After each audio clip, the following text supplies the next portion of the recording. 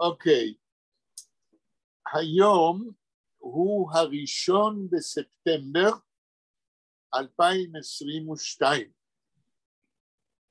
וזוהי הפגישה האינטראקטיבית של קבוצת הלימוד שלנו בזום, במסגרת Learn Yiddish and Yiddish Literature Online, פגישה מספר 200, או כמו שהירושלמים אומרים, 200. זאת אומרת, אנחנו כבר 2.5 עוסקים בקבוצת לימוד אינטראקטיבית של לשון וספרות יידיש. אנחנו אמנם כבר כמה חודשים עוסקים בקריאת סיפור גדול של חיים גראדה זיידס ונקלח, מתקדמים בו לאט לאט, מסבירים את היידיש שלו ומנתחים את המבנה הספרותי, ומדברים על ההשלכות של הסיפור הזה, זיידס ונקלח, על ימינו. אבל לצד זה אני משתדל לגוון בקשר לסיפור הזה ולבעיות שהוא מעלה, דברים אקטואליים בימינו הקשורים בשני דברים. בזיקה בימינו בין זיידס ונקלח, שיש לזה, איך שאנחנו אומרים באנגלית, טוויסט מיוחד היסטורי, כן? לימינו, והצד השני זה העניין שאני תולה בסיפור הזה, אם אני מחפש כותרת מרכזית שסוגרת על כל תוכן הסיפור, קראנו לזה באנגלית a slippery slope, או בעברית המדרון החלקלק, במעבר מדור לדור, מדור הסבים לדור של הבנים של הסבים, לדור של הנכדים. ובמסגרת הזאת אני רוצה היום לדבר על שלום אש. ולאט לאט אולי אני אצליח להסביר איך אני מקשר את שלום אש וכתיבתו הספרותית לעניין של חיים גראדה והסיפור זיידס ונקלח. ואני אקשר את זה מכל מיני זוויות. אני אתחיל בשאלה, כמו שאני נוהג בדרך כלל, נחמה, מה אומר לך השם שלום אש במה שאת מכירה, מה שקראת או מה שאת שמעת? Ich habe gehört dem Namen. Ich verstehe, als etliche Pieces seien vorgestellt wegen seiner Literatur.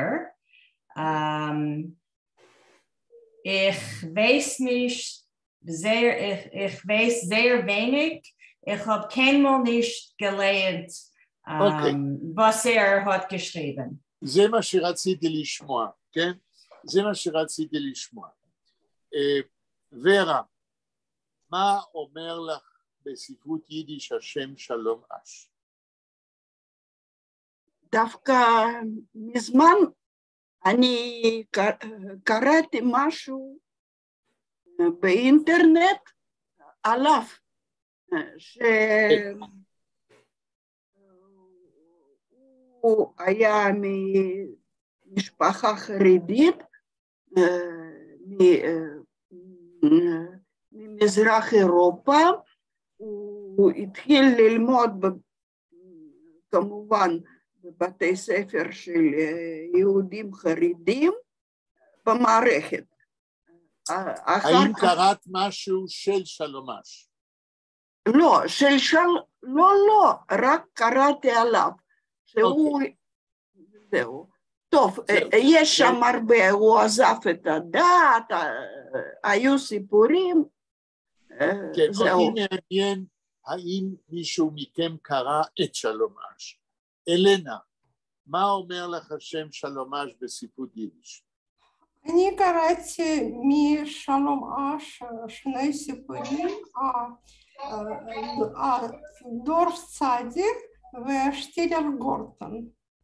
עוד פעם, לא קלטתי, מה שמות הסיפורים? דורף צדיק.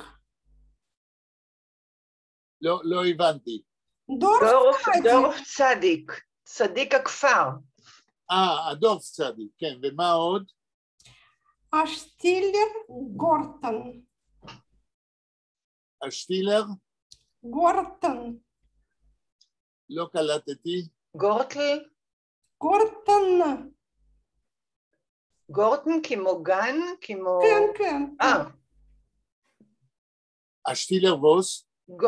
גורטון, גן. שטילר גורטון. זאת אומרת, את קראת שני סיפורים. אוקיי. מי עוד? בלה, את קראת... אז זהו, מה שסיפרתי, משהו גסל, אבל אני לא מצליחה להיזכר את השם המלא של הסיפור. בסדר, אז המסקנה שלי ממה ששמעתי מכם, ששלום אש כסופר יידיש לא הגיע לתודעתכם, חוץ מזה שחלק מכם לא קרא שום דבר, גם הסיפורים המעטים שקראתם הם כפסיק בתוך היצירה הגדולה, הענפה והרבה ששלום אש כתב, וכפסיק בתוך המעמד שיש לשלום אש בספרות יידיש. אז אני אגיד שני משפטים. אגב, דניאל יצטרף, אולי הוא ירצה... שלום דניאל. דניאל? האם דניאל יכול לדבר? לא, רק הגעתי, לא שמעתי מה דיברתם. שלום דניאל, השאלה שלי אליך, אנחנו באמצע הדיון על שלום אש, האם קראת משהו של הסופר ביידיש שלום אש? לא קראתי, לא. אוקיי, אז אתה מצטרף למה שאנחנו מדברים, שקבוצת הלימוד שלנו כרגע אין לה מושג מי זה היה שלום אש בספרות יידיש, גם אם אחדים מכם קראו סיפור אחד או שניים. אז אני אגיד על זה כמה מילים. והדבר הראשון, אני אשאל את עצמי, איך זה קרה שהשם שלום אש לא אומר לכם הרבה? שהרי שלום אש היה מועמד אצל חשובי מבקרי ספרות יידיש להיות הקלאסיקון הרביעי בספרות יידיש, הציעו אותו כמועמד, אף על פי שהוא לא נבחר. כאשר אני כתבתי מאמר על חיים גראדה כקלאסיקון הרביעי של ספרות יידיש, ואני נימקתי והסברתי מדוע חיים גראדה לדעתי הוא ביחד עם מנדלה מוכר ספרים, י' פרץ ושלום עליכם, לדעתי הקלאסיקון הרביעי של ספרות יידיש, גם אמרתי מה גראדה אמר על שלום אש. גראדה אמר על שלום אש ועל הקנדידטורה של שלום אש להיות הקלאסיקון הרביעי. גראדה אמר שלום אש הסתכל על החיים היהודיים כמו אדם שעומד מחוץ לבית ומסתכל דרך החלון פנימה.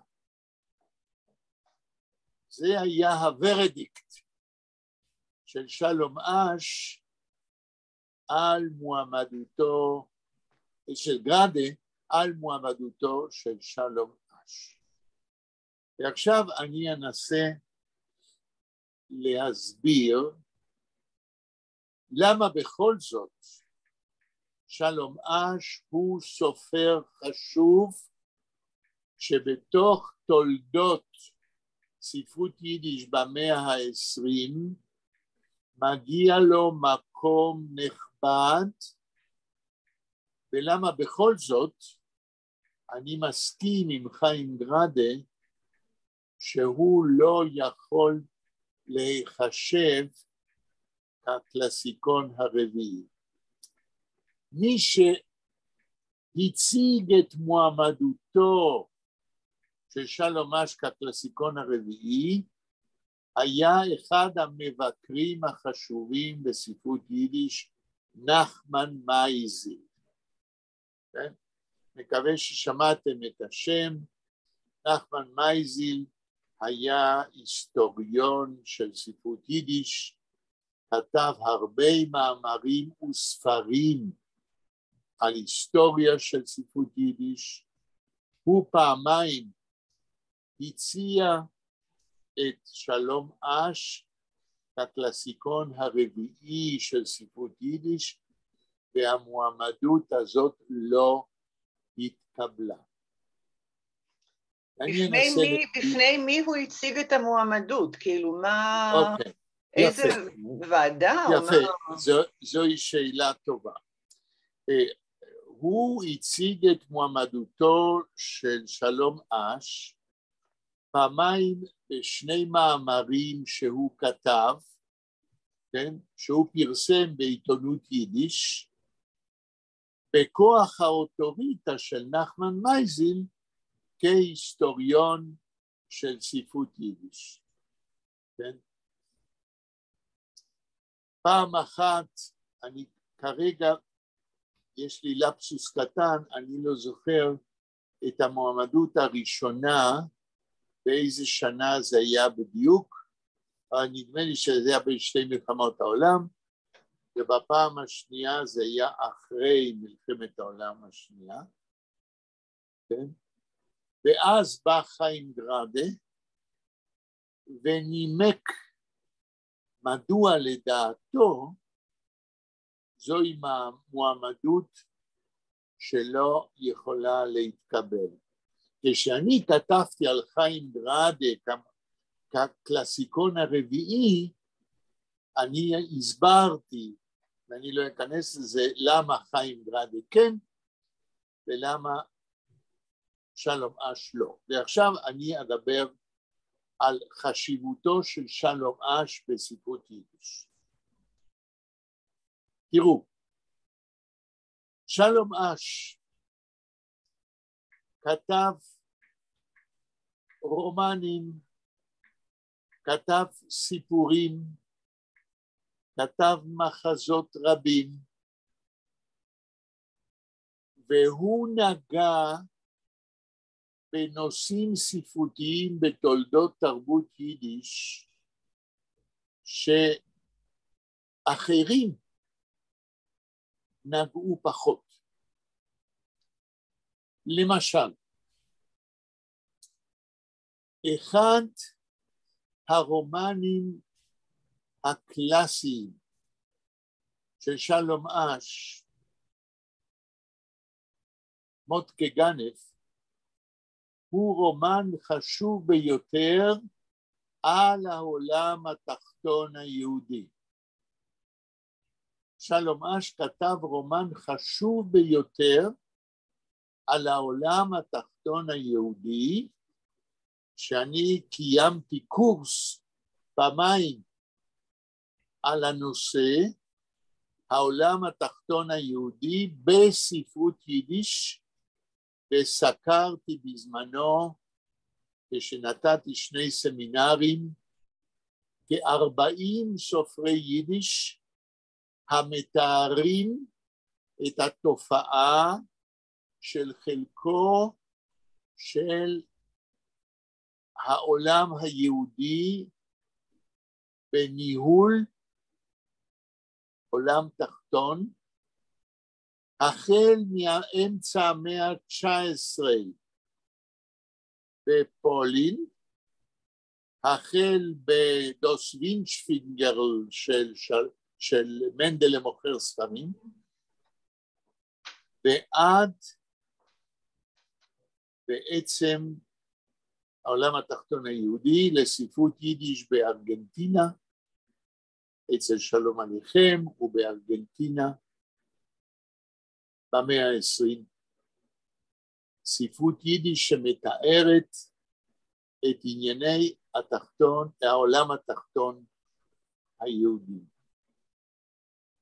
זה נושא ששלום אש קבע בו תקדימים ספרותיים חשובים. נושא אחר חשוב ביותר בתולדות ספרות יידיש הוא העניין של המעבר ממזרח אירופה עם ההגירות לארצות הברית. ושלום אש כתב רומנים שלמים וסיפורים חשובים על המעבר של יהדות מזרח אירופה עם ההגירות לארצות הברית. והוא מתאר בסיפורים וברומנים מה קרה עם יהודי מזרח אירופה ברגע שהיגרו לארצות הברית, ומה קרה עם המעבר מהמהגרים לבנים שלהם ומשם לנכדים. זאת אומרת, שלום אש נגע באמת ביצירתו בתופעות היסטוריות חשובות בתולדות העם היהודי במאה ה-20. אבל יש עוד נושא ששלום אש נעשה מפורסם ביותר במאה ה-20, וזוהי הרומנים הנוצריים.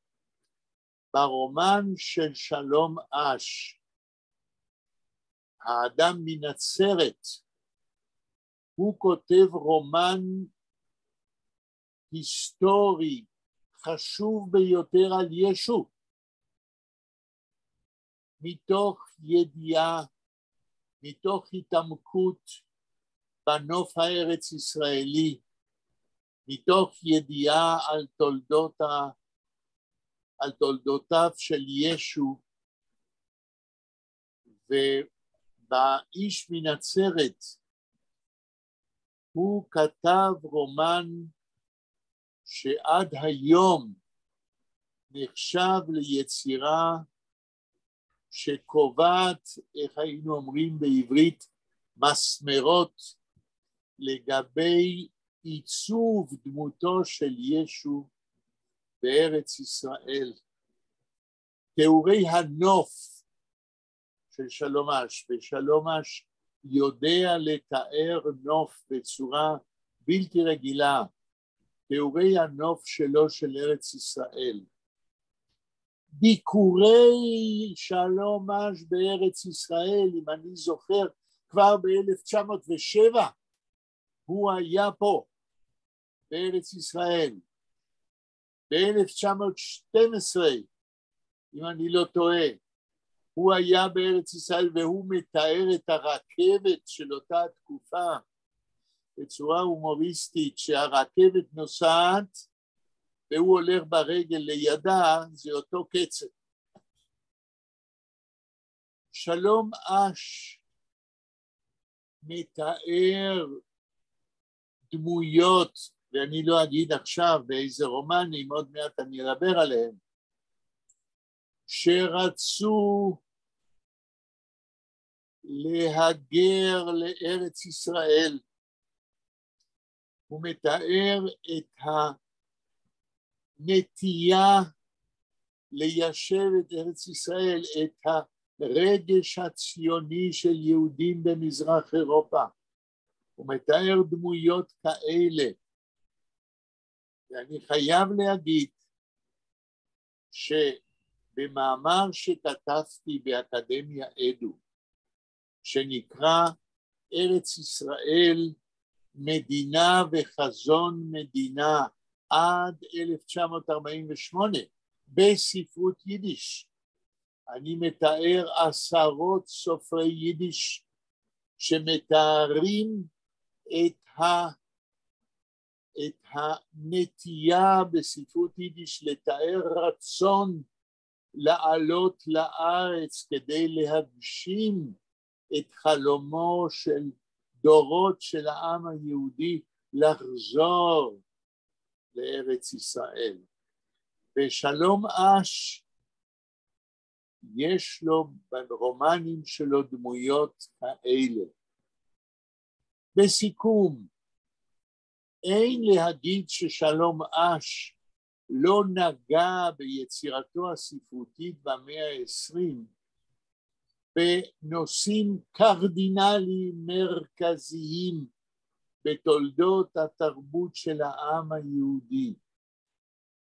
ובכל זאת אני מסכים עם חיים גרדה שלא מגיע לשלום אש המועמדות של קלאסיקון רביעי בספרות יידיש. ואני אנסה לנמק מדוע לא. ואני אתחיל בסיפור אישי. אבל לפני שאני עובר לסיפור האישי, שהוא יסביר לא מעט הטענה שלי, אני שואל מה שאמרתי עד עכשיו, האם זה מפתיע מישהו? האם אמרתי דברים שלא ידעתם? האם זה מעורר את הסקרנות שלכם לקרוא בשלום אש? ורה, מה את אומרת?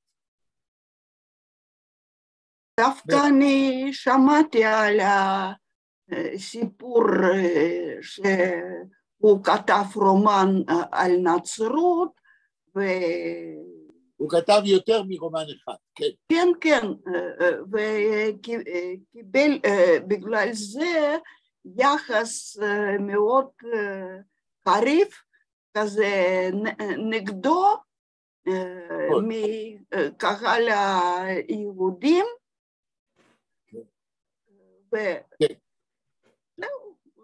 נחמה, מה את אומרת על כל מה שאמרנו עד עכשיו?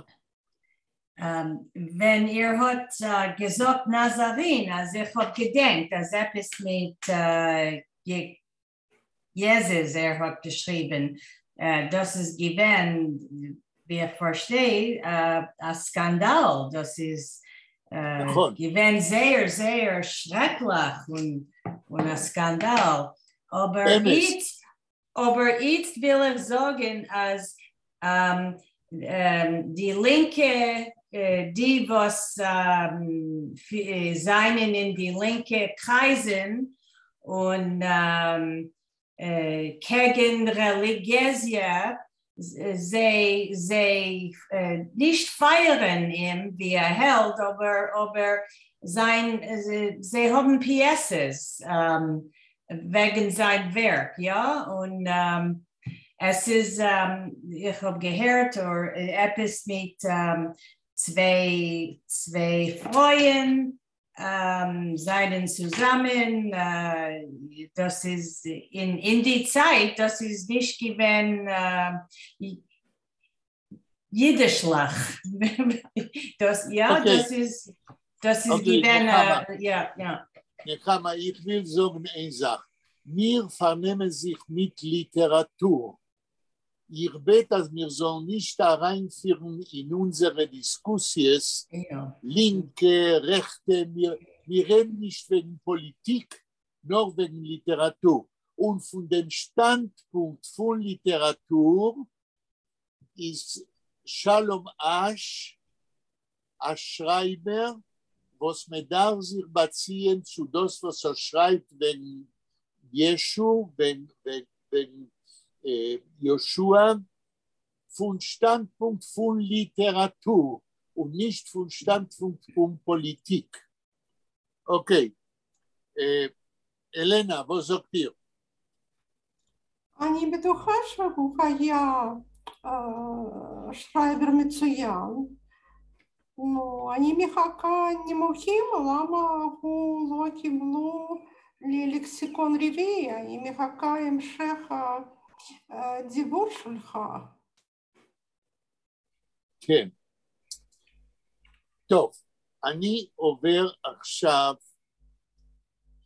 לעניין שרציתי לדבר עליו, לסיפור האישי שלי, שהוא ישתלב עוד מעט עם מה שאני רוצה להגיד על שלום אש כסופר חשוב. כאשר אני עליתי ארצה והתחלתי ללמוד גם ספרות יידיש, ובאתי להיבחן בשביל לקבל תואר BA בספרות יידיש, אחת השאלות בבחינה עסקה בשלום אש. ואני בחרתי לענות על השאלה על שלום אש. בחרתי לענות על הרומנים של שלום אש, הטרילוגיה שהוא כתב, פטרבורג, ורשה, מוסקבה. 3 רומנים, איפה שהוא מתאר את יהדות מזרח אירופה בסוף המאה ה-19 ועד למלחמת העולם הראשונה. מכיוון שאני אז למדתי גם סוציולוגיה, ונבחנתי ל-BA בסוציולוגיה, וגם למדתי פילוסופיה, וגם ספרות יידיש, הייתי מאוד עמוס, ובחרתי בבחינה ל-BA בספרות יידיש, לענות על השאלה על שלום אש, על 3 הרומנים, על הטרילוגיה הזאת, מכיוון שעוד לפני שעליתי לארץ בגיל 17 או 18, עליתי בגיל 19, בגיל 17 או 18, קראתי בבואנוס איירס בטרילוגיה הזאת של שלום אש מתוך סקרנות. אחרי שעניתי לבחינת ה-BA ביידיש על הטרילוגיה של שלום אש, וקיבלתי ציון מעולה, אני סגרתי בזה הייתי אומר, את הכניסה שלי לספרות יידיש, וזה עזר לי להחליט להמשיך ללמוד ספרות יידיש ל-MA. המעגל עם ספרות יידיש נסגר לפני חודש. מכיוון שלפני חודש, אחרי 65 שנים שקראתי את הטרילוגיה של שלום אש, טובה מצאה בספרייה הציבורית במונטריאול, בספריית האודיו, הקלטה של 3 הכרכים. דרך אגב, בלה, טובה אמרה לי שהיא שלחה לך לפי בקשתך את הקישור, כדי שהקרובה שלך, אם היא תהיה מעוניינת, תוכל לבחור שם ספרים מוקלטים. ואני התחלתי לפני שבועיים שלושה לקרוא מחדש את שלושת הרומנים של שלום אש. אני לא זכרתי מה קראתי בגיל 17-18. אפילו שקיבלתי ציון מעולה על התשובה שלי על שלושת הרומנים, לא זכרתי מה קראתי לפני 65 שנים. והנה אני יושב בשבועות האחרונים, ואני קורא את הכרך הראשון, פטרבורג, ואני מלא של שלום אש, ואני עכשיו באמצע הכרך השני, ורשה, ואני מלא התפעלות על היכולת הספרותית, ואני אנסה עכשיו להסביר מהי היכולת הזאת ולמה אני מלא התפעלות. ולמה בכל זאת אני לא הייתי ממנה אותו כקלאסיקון הרביעי. אחד לא סותר את השני. שלום אש הוא סופר מצוין. ואני אנסה להגיד עכשיו כמה מילים על הכרך הראשון, פטרבורג. על מה כותב שלום אש בכרך הראשון הזה?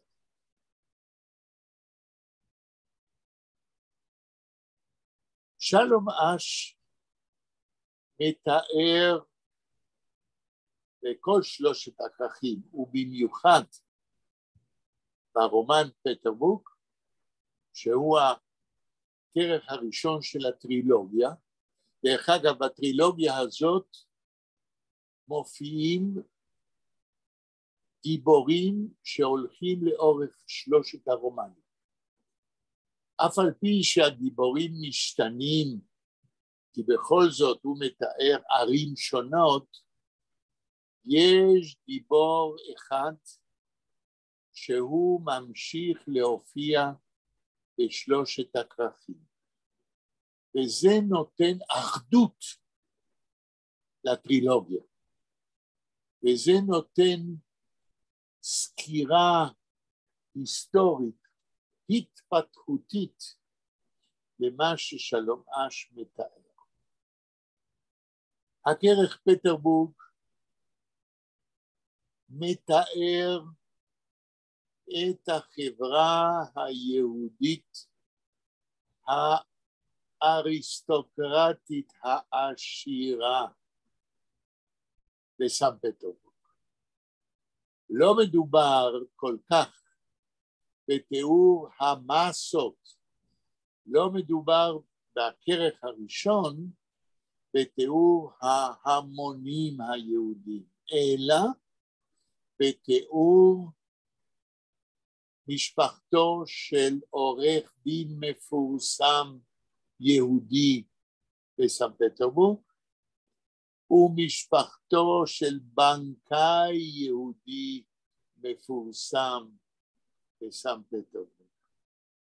זאת אומרת, מה ששלום אש עושה בכרך הראשון, הוא מתאר את האריסטוקרטיה היהודית הכלכלית המסודרת היהודית בתוך עולם נוצרי, וזה כשלעצמו מעורר בעיה גדולה, מכיוון שהעורך דין המפורסם היהודי מודע שהוא חי בחברה רוסית אנטישמית, והבנקאי היהודי המפורסם מודע שכל יום יכולים להכניס לו סכין בגב, מכיוון שהוא חי בחברה אנטישמית.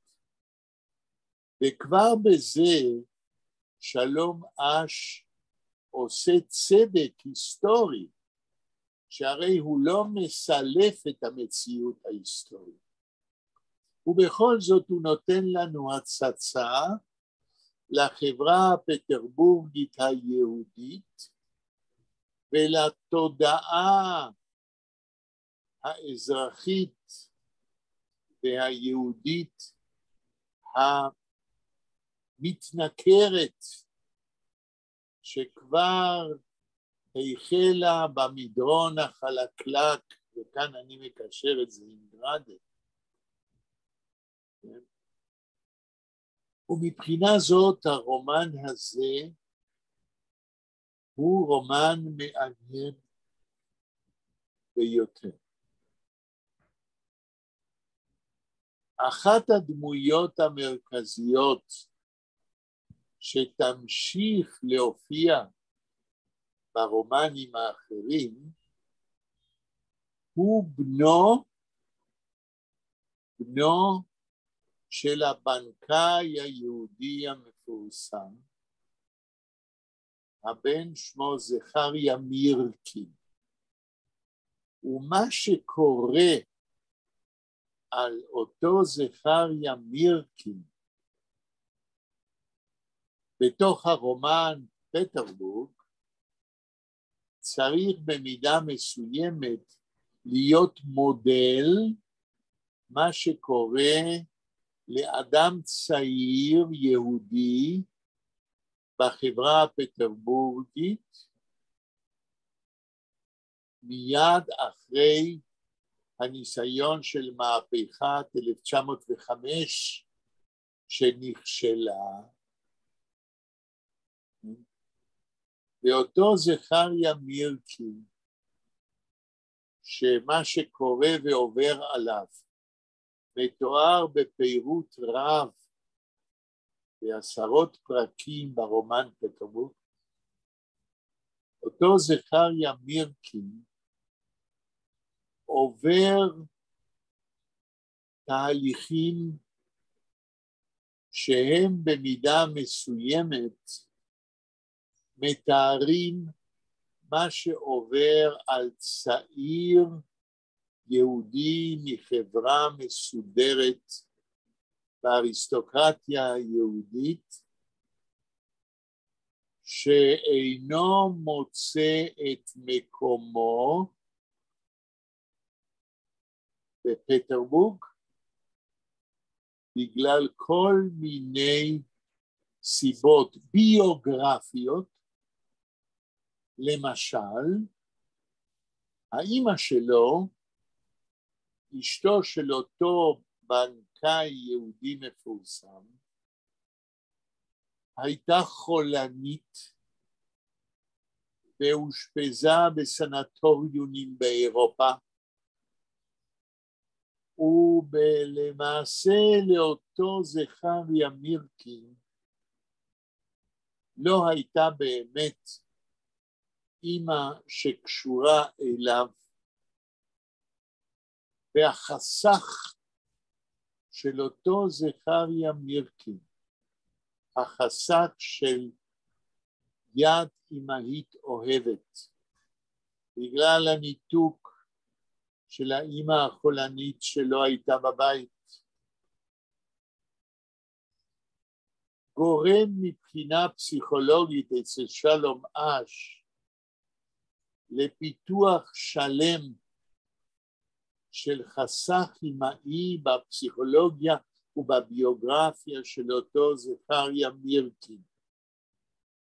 עכשיו שאני קורא, שקראתי כבר את הכרך הראשון, אני מתחיל להבין מה קרה בארגנטינה כאשר למדנו על שלום אש במדרשה העברית, שאז הייתי כבר בן 17, והיה לי מורה שלימד את שלום אש.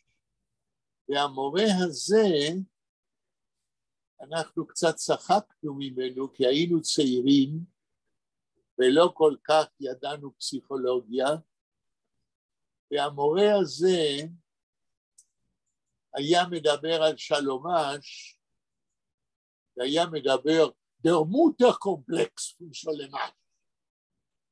ואנחנו צחקנו כי לא הבנו למה הוא מתכוון. מה זה המוטרקומפלקס הזה של שלומש? כמובן שהמורה צדק, מכיוון שכיום כשגמרתי לקרוא את הכרך הראשון, אני מבין איך שלומש מפתח את החסך הזה ביד אמא אוהבת בכל מיני פרקים בתוך הרומן הזה.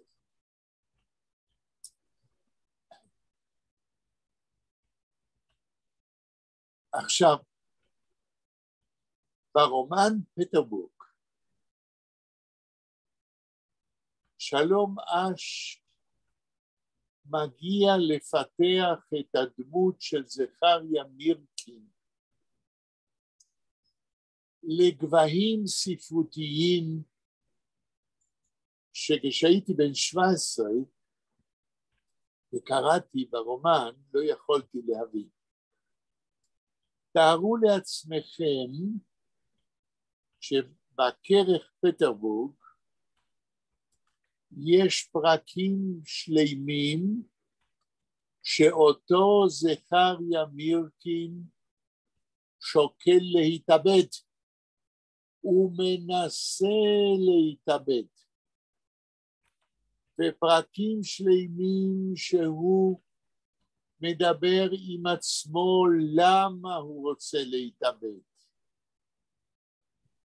בשביל אדם בן 17 כמו שהייתי בבואנוס איירס, הדברים האלה ודאי לא אמרו הרבה, שהרי כשהיינו צעירים אנחנו רצינו לחיות, לא הבנו מבחינה פסיכולוגית איך אדם, אז אותו זכריה מירקין היה בגיל ה-20 שלו, 27 אולי, לא יכולנו להבין את זה, אבל שלום אש הביא את הדמות שלו בתוך המסגרת החברתית ספרותית של סן פטרבורג, בתוך הניתוק הנפשי של אותו מירקין, לא רק מאמא אלא גם מהאבא,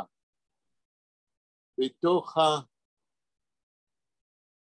הרצון של אותו זכריה מירקין למצוא את דרכו בחיים לא כבנו של בנקאי ולא כיורש של אותו בנקאי שאבא רצה להוריש לו את המשרה של ניהול בנק. אותו מירקין חיפש באופן נפשי את הזהות העצמית שלו. אין ספק ששלום אש ידע לתאר יפה מאוד את הלבטים של אדם צעיר המחפש את זהותו, אדם צעיר ממוצא יהודי שלא קיבל חינוך יהודי, אבל מודע לשייכותו לעם שנרדף, כן? ושמקומו באותה רוסיה פרובלמטי ביותר. אין ספק ששלום אש ידע לתאר את החברה היהודית בסן פטרבורג לפני סוף המאה ה-19 ומיד אחרי מהפכת 1905 שנכשלה. האם יש למישהו להגיד משהו לפני שאני ממשיך? Ich will etwas fragen, für was ist sehr wichtig zu dezidieren, welches der Vater Klassiker Schreiber, weil es seien nicht berühmte Schreibers und Schreiberinnen, was man lernt nicht also wie die Klassiker, למשל, es seien Freuenschreiberins und nicht sehr berühmt. Ja, was ist die Wichtigkeit zu definieren? שאלה נהדרת, וזוהי שאלה נהדרת שהיא גורמת גם לי לחשוב. אל תחשבו שלי יש תשובה לכל שאלה, אבל זוהי שאלה נהדרת, אני אנסה להסביר מדוע. אבל האם עוד מישהו רוצה לענות לנחמה לפני שאני עונה? מדוע, השאלה של נחמה היא, מדוע חשוב להגיד מיהו הסופר הרביעי שאנחנו יכולים בספרות יידיש להגיד שהוא קלאסיקון רביעי? בלה, יש לך משהו לענות לנחמה? אני לא יודעת אם זה משהו טכני. הסופרים שאנחנו מדברים עליהם בתור קלאסיקונים הם נחשבים לאבני היסוד של ספרות יידיש החדשה. אבל כולם מתו האחרון ב-1917, זאת אומרת... כן, הם מתו בתוך איזה 5 שנים או משהו, 4 או 5 שנים. 3 שנים, כן. כן, למרות שההבדלים בגילים היו מאוד גדולים, מנדלי היה המבוגר, אחריו יהודה עמית פרץ, ואחר כך שולם עליכם, הוא היה צעירצ'יק, כן, הוא מת בן 59. אבל כשאנחנו מדברים, אין לי תשובה, אין לי תשובה למה חשוב שיהיה קלאסיקון רביעי. באמת שאולי אני אנסה לענות, אבל דניאל, לך יש תשובה למה חשוב שיהיה קלאסיקון רביעי? אין לי תשובה, אבל יש לי שאלה יותר מה... איך אפשר... תשאל בני ונעם, תשאל. אפשר להגדיר את מה שמאפיין, אם יש מסר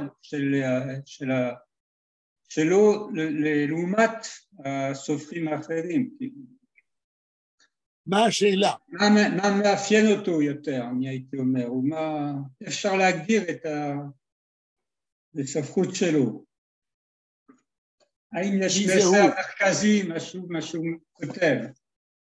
על מי אתה מדבר? עליו, על... מי זה הוא? סליחה? מדברים על שלום אש, לא? כן, שלום אש. אני שואל על שלום אש. בסדר. אז זה מה שאנחנו עוד מעט נעשה.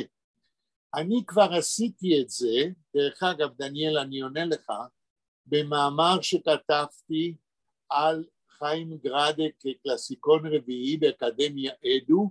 אני כבר עשיתי את זה, אבל אני לא אחזור על זה עכשיו. אבל אני מנסה לענות על השאלה של נחמה, והשאלה הייתה, מדוע חשוב שאנחנו נחפש קלאסיקון רביעי? וכאשר התחלנו לדבר עם בלה, אמרנו דבר חשוב שפה מתחילה התשובה שלי. 3 הקלאסיקונים שאנחנו מסכימים שהם קלאסיקונים מתו עד סוף מלחמת העולם הראשונה. זאת אומרת ששלום עליכם מנדלי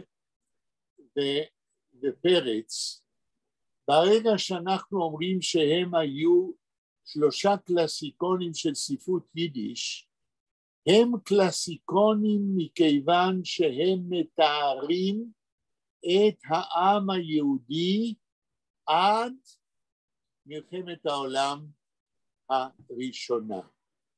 אז השאלה של נחמה היא, האם כשאני מחפש את הקלאסיקון הרביעי, האם גם אני מחפש קלאסיקון רביעי שמתאר את העם היהודי בספרות יידיש עד מלחמת העולם הראשונה? והתשובה היא, כנראה שכן. וכל כך למה?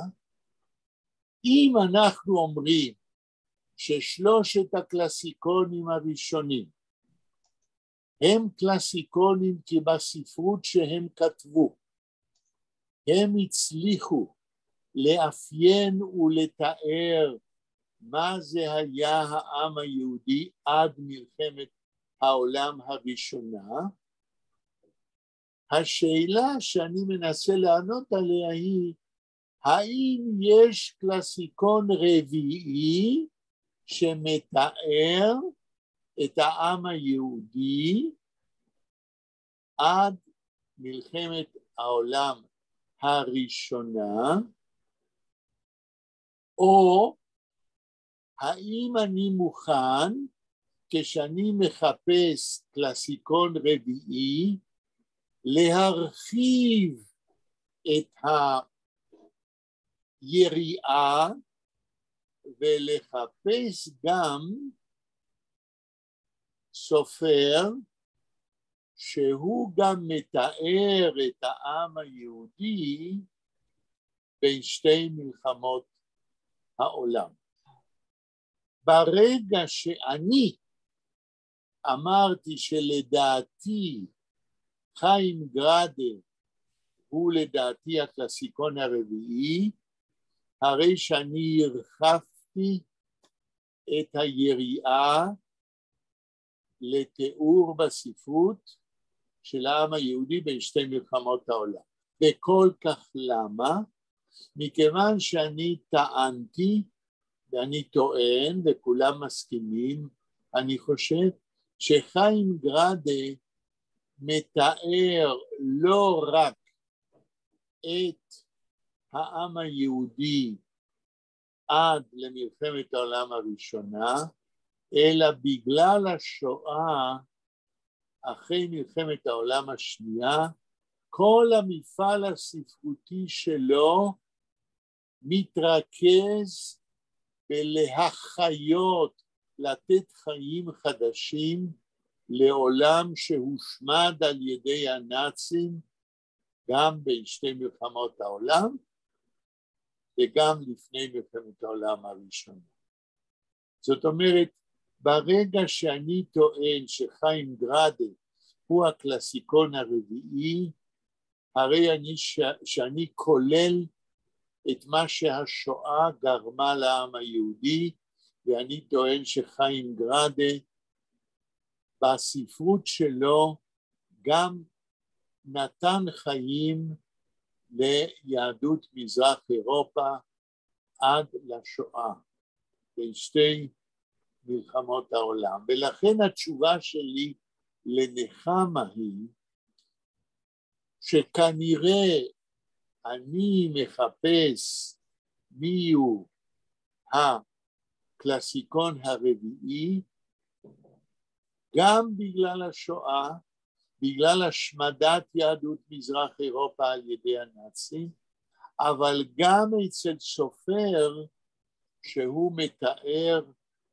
גם את התרבות של העם היהודי, את שפתו ואת הווייתו עד למלחמת העולם השנייה, אבל כולל גם לפני מלחמת העולם הראשונה.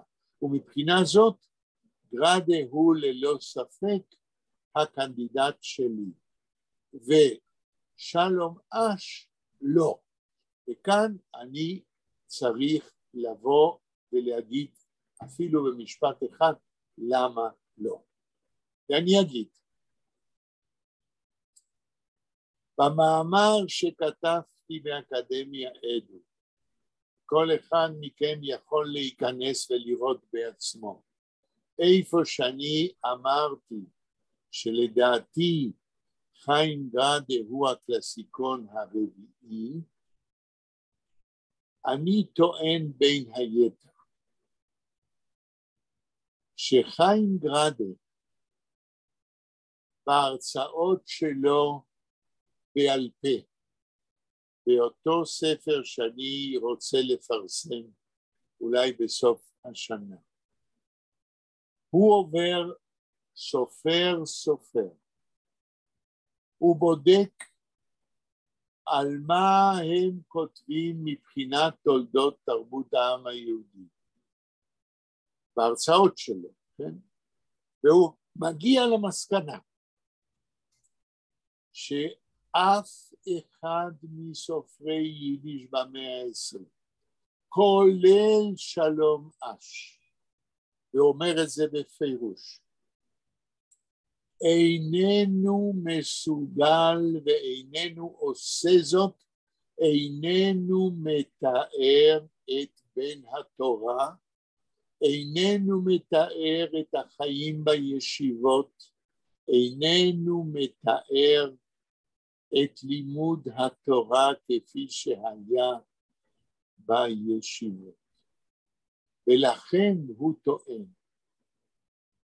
אף על פי שהוא זה שעשה את זה, לא בגלל זה הוא אומר, אבל הוא אומר שברומנים של עצמו הוא מתאר חתיכת חיים שעומדת במרכז ספרי היזכור, במרכז 900 ספרי היזכור שיצאו עד עכשיו, שכל ספר יזכור כמעט ללא יוצא מהכלל מקדיש בהתחלה חלק חשוב לרבנים וללימוד בישיבות.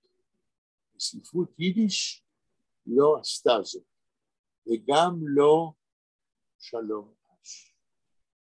זוהי התשובה שלי בקצרה לשאלה של נחם.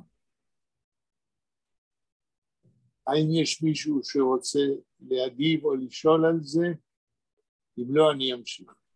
אני רק רוצה להגיד שנזכרתי בשם של הסיפור של שלום אש, זה נקרא Der Keuler Gessel.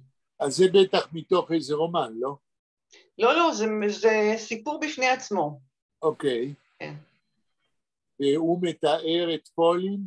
הוא מתאר בעיירה מסוימת, מה שמיוחד בסיפור הזה זה תיאור מאוד פיזי של אנשים מאוד פיזיים, משפחה כזאת של כמה בנים שכולם בריונים וגם על גבול ההתנהגות, זהו, נזכרתי. יפה. כן. אז ברגע שאת מזכירה את זה, אני אומר, קוילר גסל, ומה שאמרת על הסיפור, על הבריונות, על הבנים, שלום אש היה לו, אני קובע את זה כמורה לספרות, אם מישהו לא יסכים, הוא יכול לא להסכים, אבל אני אומר, היה לו כישרון לתאר דמויות מכל מגוון החברה היהודית, כמו שאמרנו, החל מעולם תחתון ועד לבנקאים, כן, ולעורכי דין מצליחים יהודים. כישרון התיאור שלו של דמויות אין לו אח ורע בספרות יידיש. ובכל זאת, כאשר מדובר בהצצה פנימה של הנפש היהודית של בן התורה, אין לשלום אש מה לתרום בספרות יידיש. וזה מה שגרנדי אמר, שהוא כאילו מסתכל על לב ליבה של המהות של הלימוד היהודי, לימוד התורה מבחוץ. אני עובר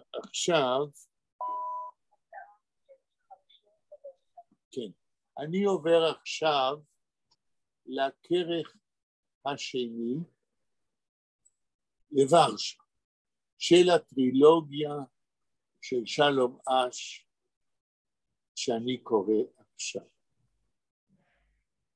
והחוט המקשר זה אותו זכריה מירקין, שבהיותו מיואש כבנו של בנקאי, שלא מוצא את דרכו בחברה הפטרבורגית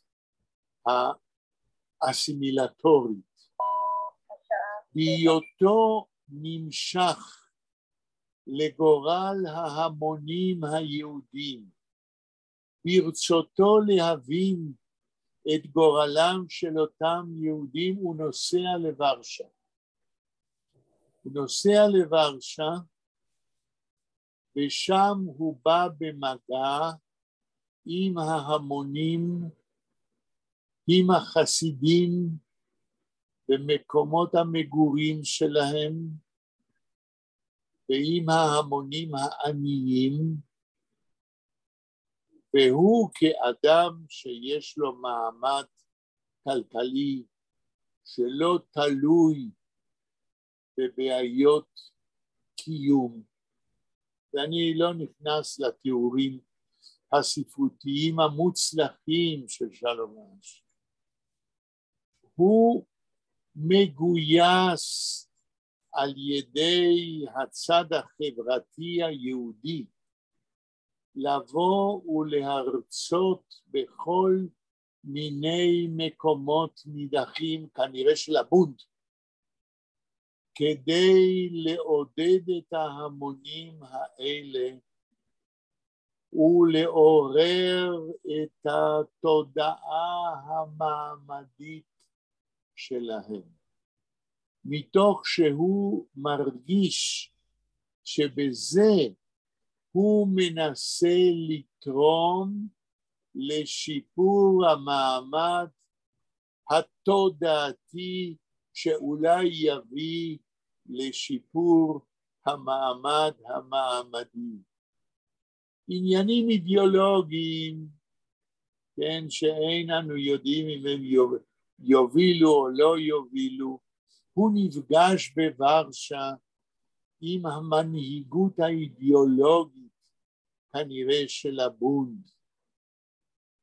ומה שאני רוצה להגיד, לזכותו של שלום אש, גם ברומן הראשון פטרבורג וגם ברומן השני ורשה, יש לשלום אש, להפתעתי הגדולה, ואני אומר מראש, אני לא מומחה לשלום אש בכלל, ולכן אני חושב שהעניין שאני עומד להגיד עוד מעט צריך מחקר נוסף.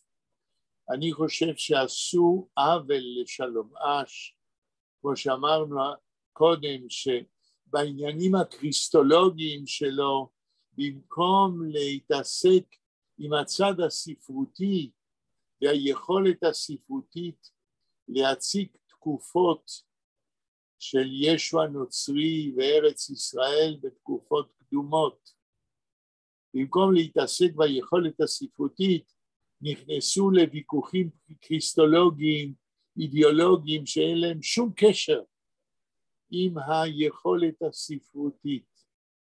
דרך אגב, על היהודים מנצרת, על הרומן הזה, נכתב דוקטורט מעניין ביותר לאחרונה, לפני כמה 20 שנה בערך, באוניברסיטת חיפה, ודוקטור שלום לוריה היה גם המדריך וגם השופט, ואני הייתי בין השופטים, וזה היה דוקטורט מעניין ביותר על היכולת של שלום אש לתאר תקופה מזמנו של ישו, איפה שהמחברת שכתבה את הדוקטורט, והיא כיום חיה בחיפה, כתבה דוקטורט מעניין ביותר, והוכיחה ששלום אש ידע והכיר, כן, את התקופה של ישו ואת מה שאנחנו קוראים ביידיש גצנדינרל, עבודת האלילים בלבנון, את עבודת המולך בלבנון, עבודת האלילים, והתעמק בתקופות מבחינה היסטורית של עבודת האלילים. אין לזה שום קשר לקריסטולוגיה או לא קריסטולוגיה. שלום אש עשה פה עבודה ספרותית חשובה ביותר, כולל תיאורי הנוף ותיאורי הטבע בזמנו של ישו, ומבחינה זאת צריך להתייחס לרומן שלו, ולא אם זה שייך לישו כן או לא. אני חוזר לרומן השני, ורשה. אותו זכריה מירקין מגיע לוורשה, והוא נקלע לקשר עם ההמונים היהודים, ויש ברומן גם פטרבורג וגם ורשה קטעים מדהימים של דיונים, הייתי קורא להם דיונים אידיאולוגיים, לגבי המהות של היהדות, דיונים אידיאולוגיים לגבי בעיות סוציאליות, דיונים אידיאולוגיים לגבי תכלית האדם בעולם. פתאום הרומנים האלה עושים הפסקה בתיאור העלילה והדמויות, ויש כניסה לדיונים תיאורטיים מהותיים של זהות יהודית. ופה אני רוצה להגיד משהו שלא בדקתי ואינני מסוגל לבדוק, אבל צריך לבדוק.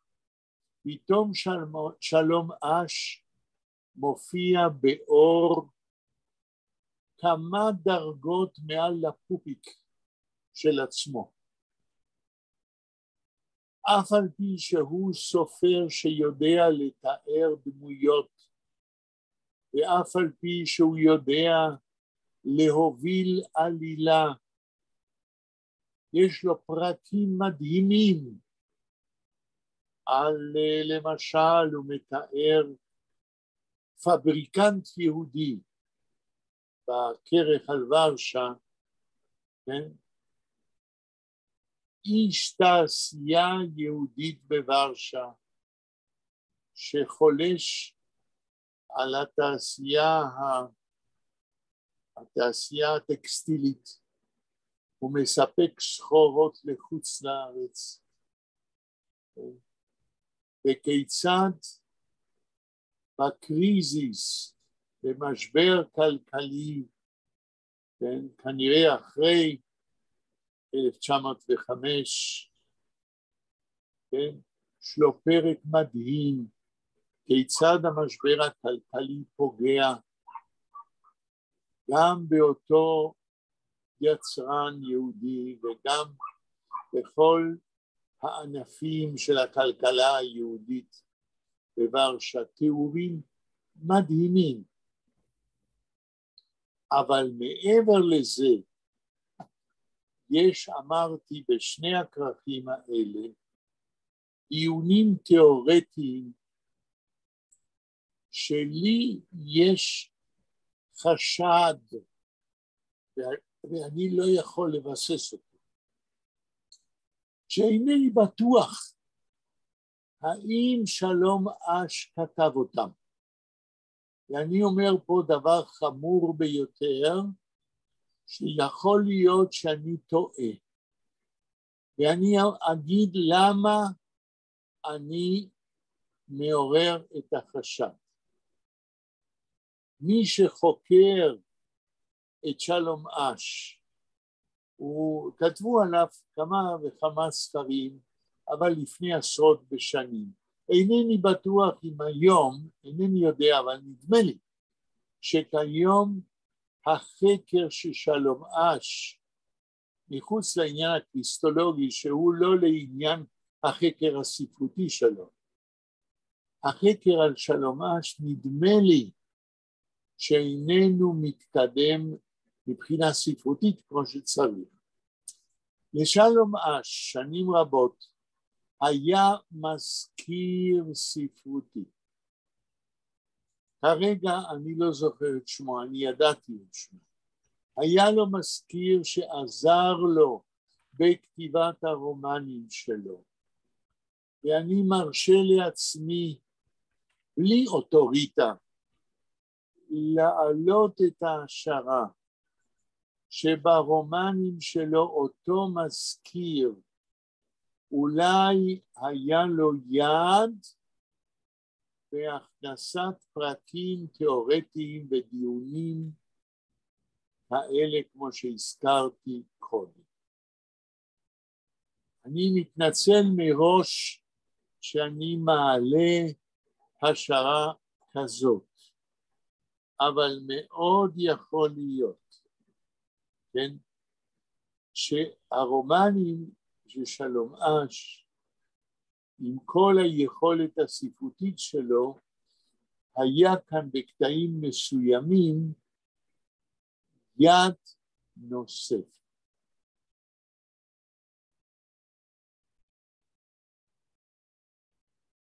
מישהו רוצה לשאול או להגיב לפני שאני ממשיך?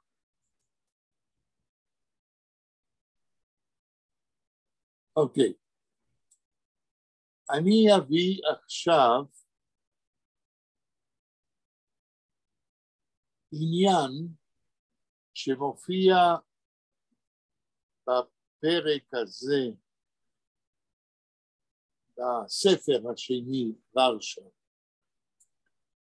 כאשר זכריה מירקין, אותו בן של הבנקאי המפורסם מסן פטרבורג, נוסע לוורשה,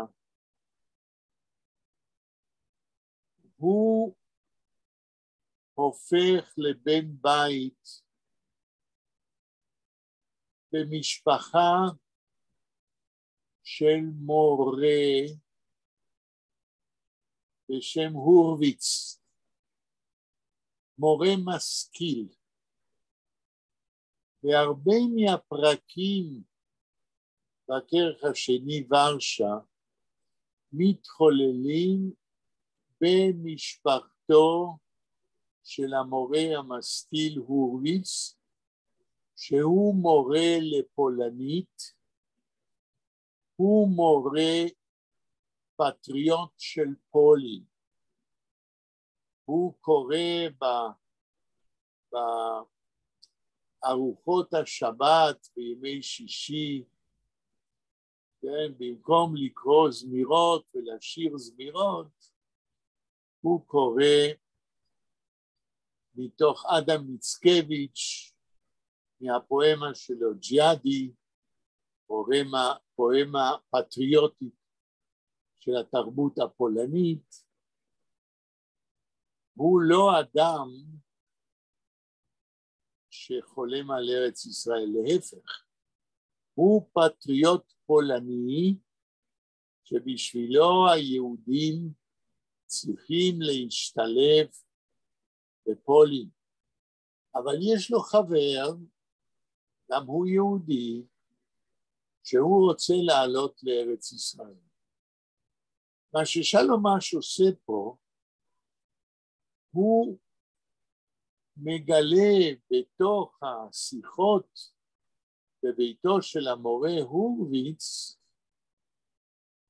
הוא מגלה את המתחים בפולין לפני מלחמת העולם הראשונה, של דמויות איפה שהציונות משחקת תפקיד. אשתו של המורה הורוביץ, כן? היא זאת שמנהלת את המשפחה, יש להם כמה בנות,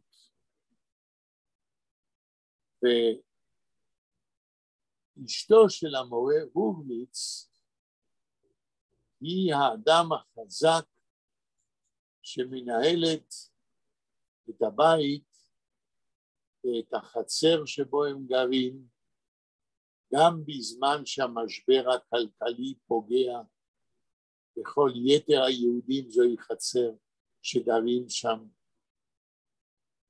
רק יהודים חוץ מגוי אחד, שגם לו יש תפקיד ברומן. אותה גברת הורוביץ, היא זאת שמפתחת קשרים אימהיים עם אותו זכריה מירקין, והיא זאת שמשמשת מין גשר בין אותו זכריה מירקין מפטרבורג עם כל החינוך שלו הפטרבורגי לבין החברה היהודית. היא דמות מרכזית מבחינה יהודית ברומן השני ורשה. אני חייב להגיד שכל דמות שמופיעה ברומן ורשה מפותחת על ידי שלום אש. הוא לא משאיר אף דמות בלי לפתח אותה. כאשר בלה אמרה, כן, שבסיפור של שלום אש, כן, היה איזה בריונים באיזה סמטה, הרי שברומן ורשה, בחצר הזאת, איפה שמשפחת הורוביץ גרה, גר גם אחד ששמו, אם אני זוכר, ינקל פרד, יעקב סוס. למה? זוהי דמות ששלום אש מפתח כדי לאפיין את קצה קיצו של ההמון היהודי. אותו ינקל פרד, מה המקצוע שלו?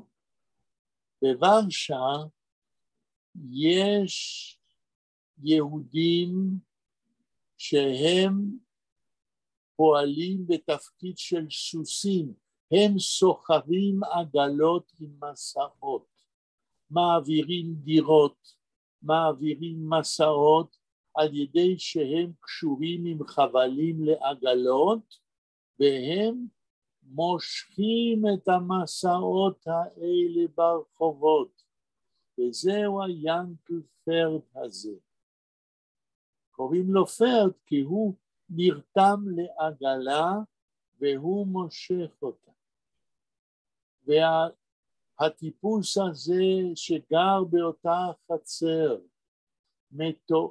מתואר בארוכה על ידי שלום אש, ויש לו חבר שעוזר לו למשוך את העגלה, ושמו, אני יודע, מוישה דרונג. דרונג ביידיש זה מוט מעץ. שניהם מושכים את העגלות עם המסעות כדי להתפרנס, וכאשר פורץ המשבר הכלכלי, אפילו לא כדאי להם להתאמץ למשוך עגלות, כי המחיר שהם מקבלים על זה לא מספיק לשום דבר חוץ מלקנות דלי של פחמים כדי לחמם את עצמם בחורף, כאשר רוב החורף הם קופאים. שלום אש מתאר סצנות של הפגנות של ההמון בקהילה היהודית, כאשר ההמון צועק, כהן, אנחנו רוצים פחמים, אנחנו קופאים בחורף, והם שוברים את הדלתות של הקהילה היהודית.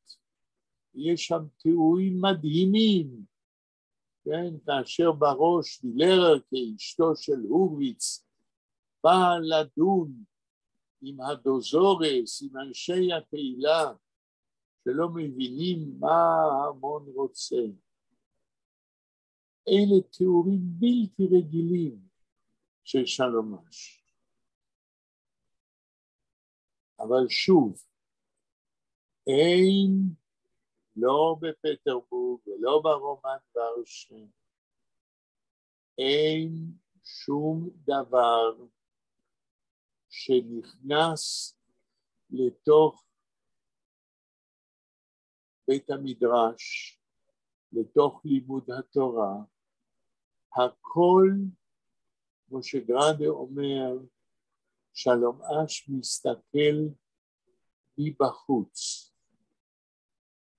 גדולתו של שלום אש, שהוא מתאר ברומנים שלו את התהפוכות של ההיסטוריה היהודית, את ההגירות ממזרח אירופה לארצות הברית, את ההתפוררות, את המדרון החלקלק, את הנתק מדור לדור.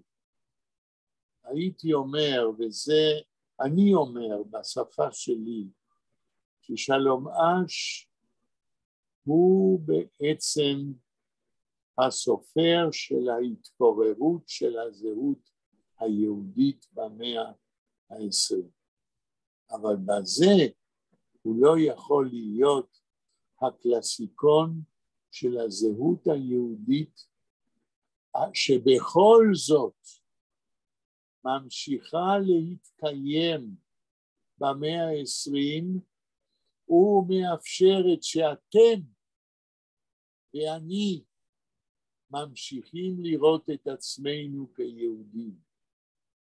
את האספקטים האלה בתולדות התרבות היהודית בארצות הברית ובארגנטינה ובחינוך היהודי שאני קיבלתי ובחינוך היהודי שאתם קיבלתם בקנדה ובמקומות אחרים, שלום אש בזה אין לו חלק. כן. יש למישהו שאלה לפני שאני ממשיך? אני רק רוצה להגיד שיש לנו 6 דקות. יש לנו עוד 7 דקות. כן, בלה. זהו, רק לציין שהזמן הוא 6 דקות, מה שנשאר לנו. כן, בדיוק. לכן לחצתי כדי לראות. מישהו אחר רוצה להגיב עד עכשיו? Es Nachama, hat gesagt, dass es ist 3 Teilen, Petersburg, Warschau und was ist der dritte? Moskwe. Oh, Moskwe. Okay. Ich halte es mitten Warschau und ich will mir Stamm erzählen in kurzen, wenn ich will mir Stamm endigen, denn die kundige Wort, der Ringen, was mir interessiert, was ist geschehen mit Zecharia Mirkin beim Sof? Weil das, was wir haben da in die 3 Romanen, wir haben eine Gestalt, was der Zecharia Mirkin, was sein der Erziehung, die Peterburger der Erziehung, hilft ihm nicht, sich zu spraven, sich zu organisieren, und gefunden sein Weg wie ein Jid im 20. Jahrhundert. In dem Roman Warschau, in dem 2., sucht seinen Weg, wenn der nennt er sich zu den Massen. Wir werden sehen weiter, was es geschieht. Okay. Efter kennen wir in die Gruppe lernen a Teil von Shalamash. Eine Frage, der entweder Frage ist sehr problematisch, weil sagen warum. Shalamash ist sehr ein guter Schreiber. Jeder Perek, was wir werden, die 3 Romanen seien minastam mehr wie 1200 Seiten. Jeder Perek vernimmt sich mit ein Winkel in der ganzen Drame von der Geschichte vom jüdischen Volk im 20. Jahrhundert. Ob ihr wollt, können wir prüfen, aber das wird sein nur ein beleuchteter kleiner Winkel, was beleuchtet nicht das ganze Bild. Ob ihr wird meinen, als Gedei zu haben den Tam von Sholem Aschs literarischen Stil, ist Gedei, ist Adarabe. Ich will suchen an Kapitel und ob ihr wollt, werden wir das prüfen. Auf dem wird man davon gefunden, unter dem Kapitel, in einem von der Trilogie, und das Zuschicken, fotokopieren und das Zuschicken zu ein, denn wir sollen das kennen, aufstellen auf dem Ekran. Efter Amaise, es darf nicht sein, ein Novel, efter Amaise, nur zu bekennen mit sein, wie schreibt. Mein Antwort zu eurem Vorschlag ist, als ich wollte gewollt, wir sollen das herausnehmen von dem Roman. Weil der Roman ist geschrieben, das ist eine von seinen besten Büchern. Amaise wird sein noch ein kleiner Winkel. יחיאל, אני יכולה, אם אתה תגיד לי באיזה ספר ואיזה פרק לסרוק, אני בשמחה אעשה את זה את יודעת מה בלה? תנו לי עוד שבוע-שבועיים, אני רוצה לגמור לקרוא גם את הפרק השלישי. מצוין. חוץ מזה, אלנה ביקשה ממני קודם, ואני אשלח לה, ואני יכולה לשלוח לכולם את מה שטובה שלך לי, שזה לינק לספרייה במונטריאול, שאפשר להוריד משם ולשמוע. אני אשמח מאוד אם תשלחי לכולם. יכולה לשלוח לכולם, כן. את הלינק לרשימה של מאות ספרים ביידיש, כן? כן. מישהו ירצה לבחור, ולגבי הפרק אני מבקש עוד שבוע-שבועיים, אני רוצה לגמור לקרוא את כל 3 הפרקים, ואז אני אוכל להציע משהו. טוב. אוקיי, רבותיי, אני מודה לכם על הסבלנות, ואנחנו ביום שני חייבים לחזור לזיידס ומניקלח, כי החלק השלישי לדעתי הוא לא פחות מעניין. אז תודה רבה לכם. ולהתראות ביום שני. להתראות לכולם. שלום, שלום. תודה רבה. שלום, תודה רבה. השם דק. תודה רבה. ביי ביי. ושבת שלום גם כן. שבת שלום. A good Shabbos. תודה.